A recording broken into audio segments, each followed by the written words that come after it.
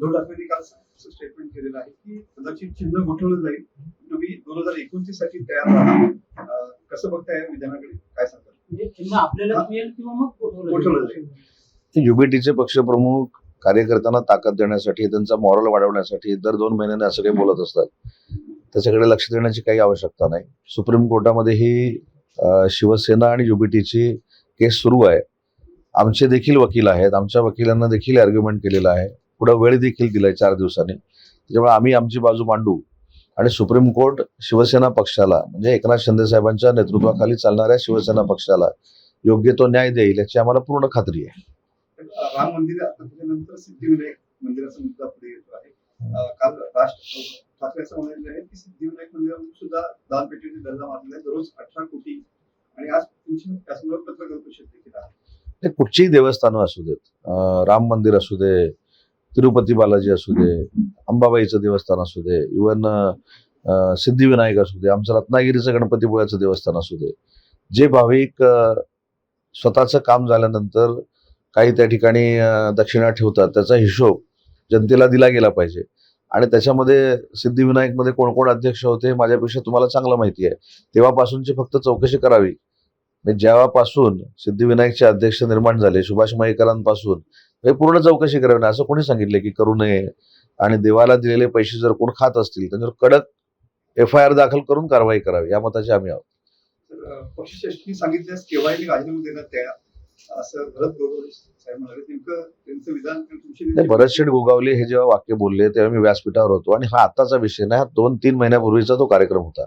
आणि त्याच्यातनं त्यांची माननीय एकनाथ शिंदे साहेबांवरची निष्ठा देखील दिसते, शिवसेनेवरचं प्रेम देखील दिसतं.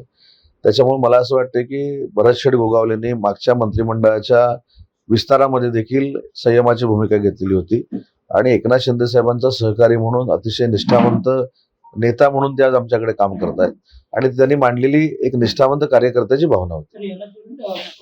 भरत गोगावले यांना यावेळी 15 ऑगस्टला ध्वजारोहण करायला मिळेल का, पण पालकमंत्रीपदाचा तिढा सुटेल का? तर यावर पण शिवसेनेची म्हणण्यापेक्षा माझी वैयक्तिक मी भूमिका सांगितलेली आहे की विधान परिषदेच्या तिकिटाच्या वेळी राष्ट्रवादी काँग्रेस पक्षाचे नेते सुनील तटकरे साहेबांनी ज्या ज्या कमिटमेंट केलेल्या आहेत त्या खरं तर इतक्यात पूर्ण व्हायला पाहिजे होत्या.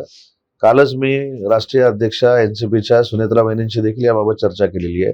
मी पुन्हा मंगळवारी किंवा बुधवारी सुनेत्रा वहिनींची भेट घेणार आहे आणि हेच सांगणार आहे की राष्ट्रवादी काँग्रेस पार्टीला विधान परिषदेची जागा सोडल्यानंतर राष्ट्रवादी काँग्रेस पक्षानं मागणी केलेले पालकमंत्री पद हे शिवसेनेला घ्यावं, हे माझ्या एक्सप्रेस टावरच्या चेंबरमध्ये झालेली चर्चा होती.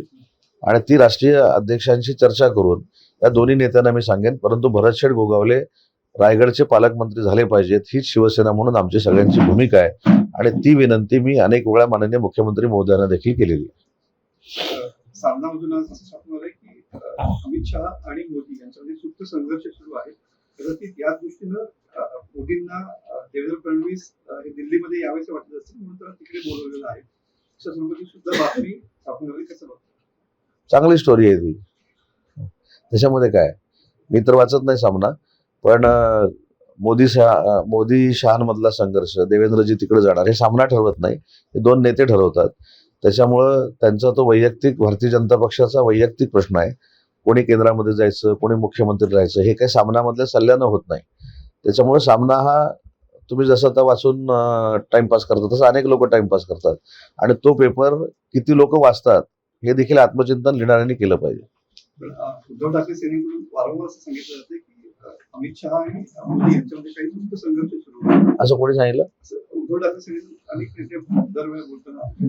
तर बघा, एखाद्या व्यक्तीला, एखाद्या नेत्याला जर मतामध्ये आवरता आलं नाही, किंवा मतामध्ये तो नेता किंवा तो पक्ष एखाद्या पक्षाची पूर्ण वाट लावत असेल, मग त्याची बदनामी कशी करायची, तर अशा पद्धतीनं करायची. ती एक राजकारणातली टॅक्ट आहे. जसं संविधानाच्या बाबतीमध्ये फेक नरेटिव्ह सेट केला गेला, त्याच पद्धतीनं आता करण्याचा प्रयत्न आहे. पण नरेंद्र मोदी पंतप्रधान देशाचे झाल्यापासून देशाचं अस्तित्व आंतरराष्ट्रीय दर्जावर काय आहे हे कदाचित त्यांना माहीत नसेल. राज्याचा उद्योगमंत्री म्हणून मी अनेक वेळा देशाच्या बाहेर जातो, त्यामुळे त्यांनी एक वेगळं अस्तित्व देशाचं निर्माण केलेलं आहे. आणि त्यांच्यावर बोलून TRP मिळवण्यापेक्षा आपल्याला जी मतं कमी पडत आहेत ती कशी वाढतील यासाठी काही पक्षांनी प्रयत्न केले पाहिजेत.